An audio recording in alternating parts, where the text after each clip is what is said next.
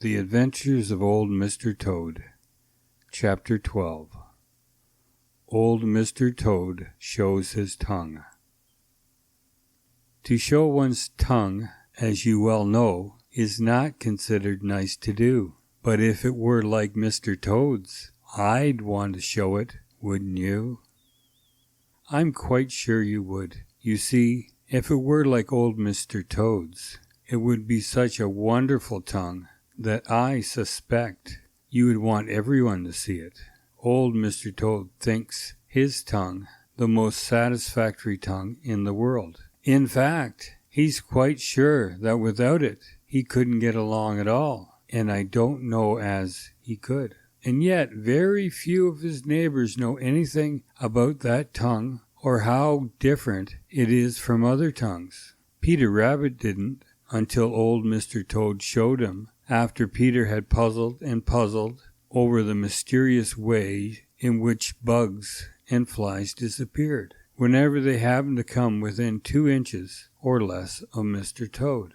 What Peter couldn't understand was what old Mr. Toad did with a tongue that would reach 2 inches beyond his mouth. He said as much. "I'll show you my tongue, and then you'll wish you had one just like it," said old Mr. Toad with a twinkle in his eyes. He opened his big mouth and slowly ran his tongue out its full length. Why, ew!" exclaimed Peter. "It's fastened at the wrong end." "No such thing," replied Mr. Toad indignantly. "If it were fastened at the other end, how could I run it out so far? But mine, and all the other tongues I've ever seen, are fastened away down in the throat," protested Peter. "Yours is fastened at the other end, way in the front of your mouth. I've never heard of such a thing." "There's a great many things you've never heard of, Peter Rabbit," replied old Mr. Toad dryly. "Mine is the right way to have a tongue, because it fastens way up in the front of my mouth. That way I can use the whole of it.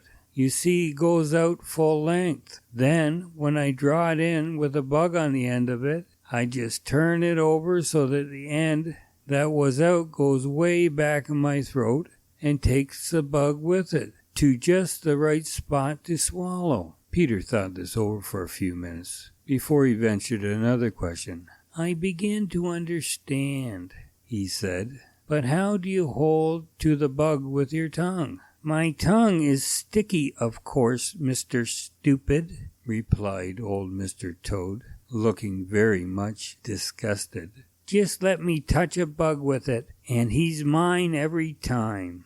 Peter thought this over. Then he felt his own tongue. "Mine isn't sticky," he said very innocently. Old Mr. Toad laughed right out. "Perhaps if it was, you couldn't ask so many questions," said he. "Now watch me catch that fly." His funny little tongue darted out, and the fly was gone. "It's certainly very handy," said Peter politely. "I think we're going to have more rain, and I'd better be getting back to the dear old briar patch. Very much obliged to you, Mr. Toad. I think you are very wonderful." "Not at all," replied old Mr. Toad. "I've simply got the things I need in order to live, just as you have the things you need. I couldn't get along with your kind of tongue, but no more could you get along with mine. If you live long enough, you will learn that old Mother Nature makes no mistakes. She gives each of us what we need, and each one of us has different needs.